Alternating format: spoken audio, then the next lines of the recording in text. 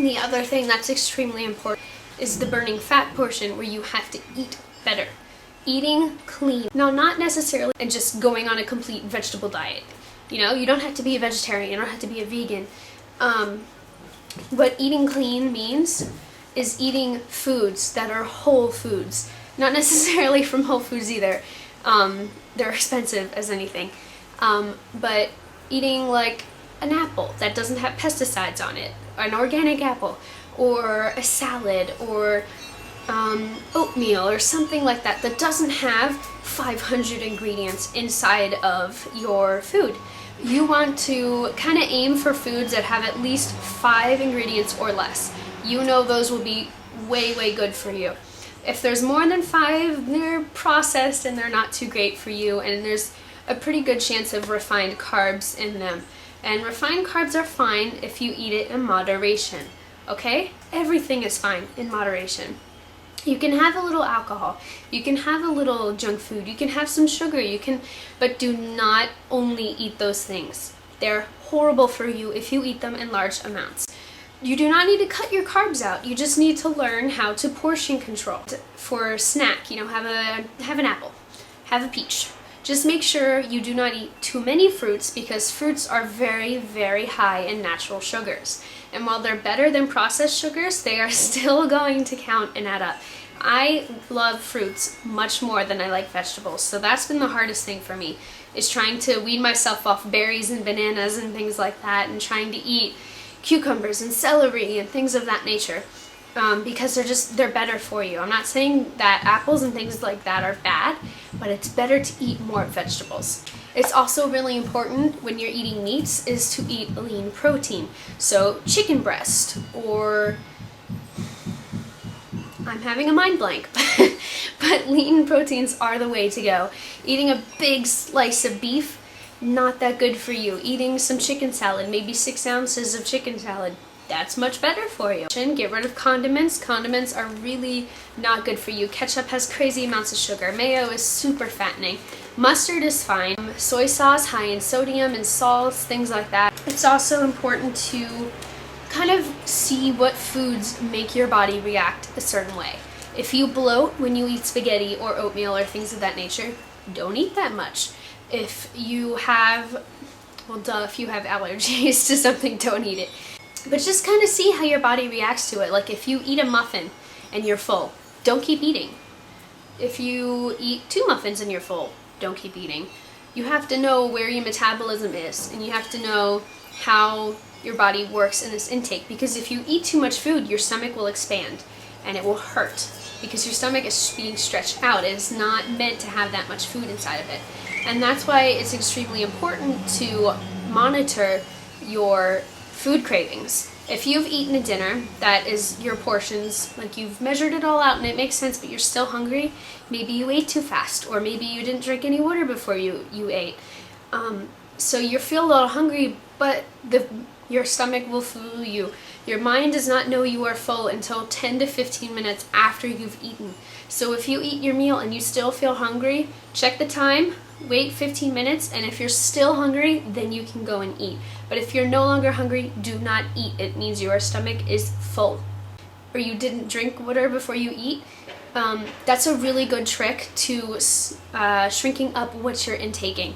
If you drink, say, 30 minutes before you eat, say have 2 cups of water, you will feel more full. There won't be enough space in your stomach, because your stomach, and it'll be full. So all this food, it's better than that. There's less in there.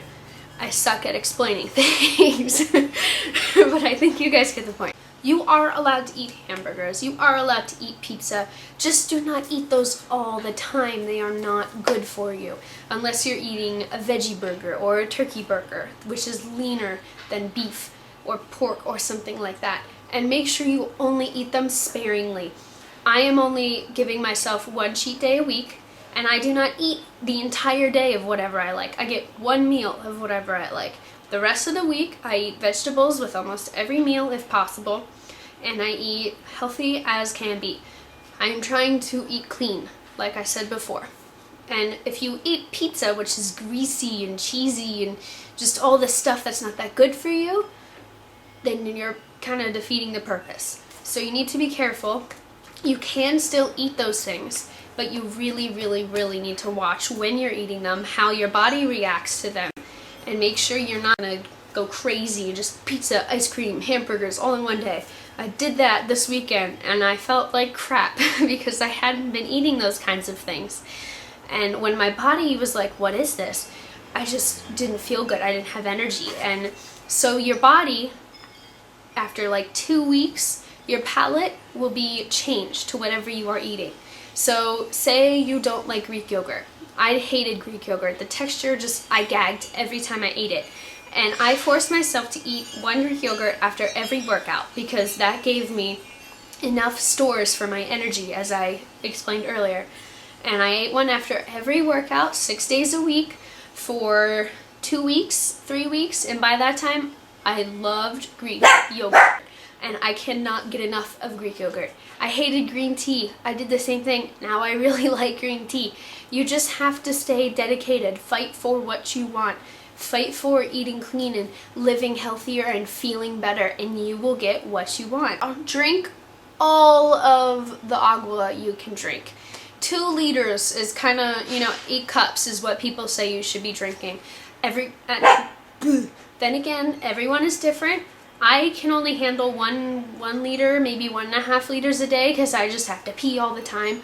Or my mom, who can drink maybe 3. She can drink a crazy amount of water. Everyone is different, but you should be aiming for that range. Do not have 1 cup. Have 4 at the least, if you can. And it's the same thing with the palate. Your body will get used to it once you just keep doing it and doing it. It's going to suck for the first weeks or 2, especially if you're in school like I am, because going pee all the time just annoys the crap out of teachers. Another thing I recommend doing for redoing your diet and your palate is to calorie count. And a lot of people don't like calorie counting because they feel it restricts you or whatever, but I would totally recommend calorie counting for someone who's just starting off. It's great to show you those hidden surprises, like a double cheeseburger from Burger King is like 500 calories, and I ate a Burger King meal and I ate 1,000 calories.